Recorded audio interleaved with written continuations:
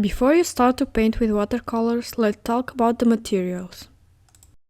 First, you will need watercolors. You can use watercolors from pens, from tubes, or liquid watercolors. Liquid watercolors are very strong and concentrated. I use this brand, but you can use others.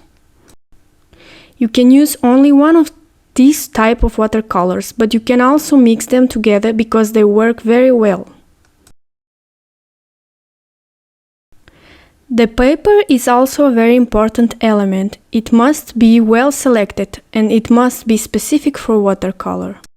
You need always to use heavyweight paper. You can use postcards, for example, or another paper size as you feel more comfortable.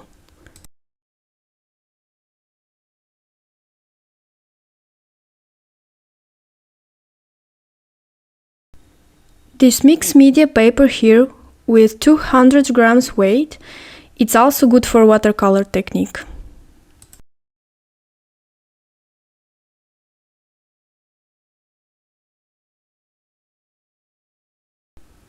In the watercolor technique, you can also use salt or other materials you have at home. Salt can create interesting effects. You can also try with alcohol or even acetone.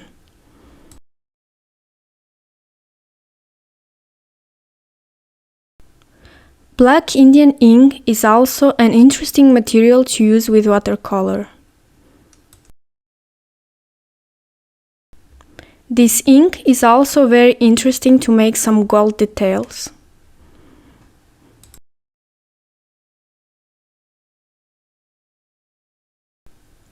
Watercolor brushes must be soft. They can have natural or synthetic hair. This larger brush is good for filling big areas, for example. It's good to have some brushes with different sizes. With time, you will understand which ones you like the most. These are very good brushes to make some details, for example.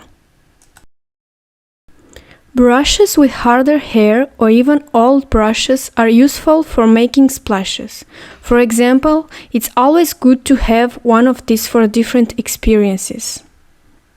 I always like to have this paper tape to stretch my sheet of paper to the surface.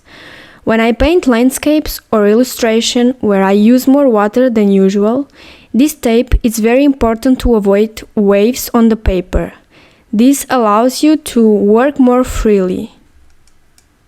Of course, you will need a container with water, a palette. I sometimes use this integrated palette, but if you prefer, you can use one like this.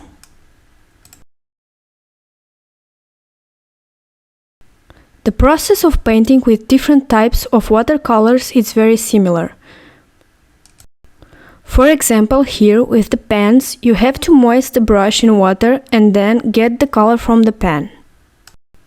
It is also very important that you have a paper tissue in your workspace. During the painting process, it is useful to remove excess water from the brush when you need to. When you paint with watercolors directly from the tube, always put just a little portion of pigment on your palette because it's quite concentrated. The process is the same. You have to dip the brush in water and mix it with the pigment on the palette. To get a more transparent tone, you always have to mix more water and less pigment.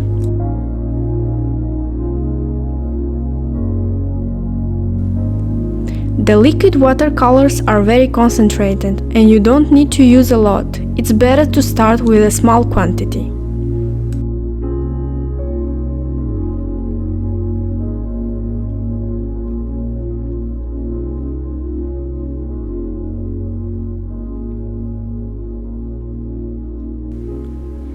You can even mix the 3 types of watercolors without any problem.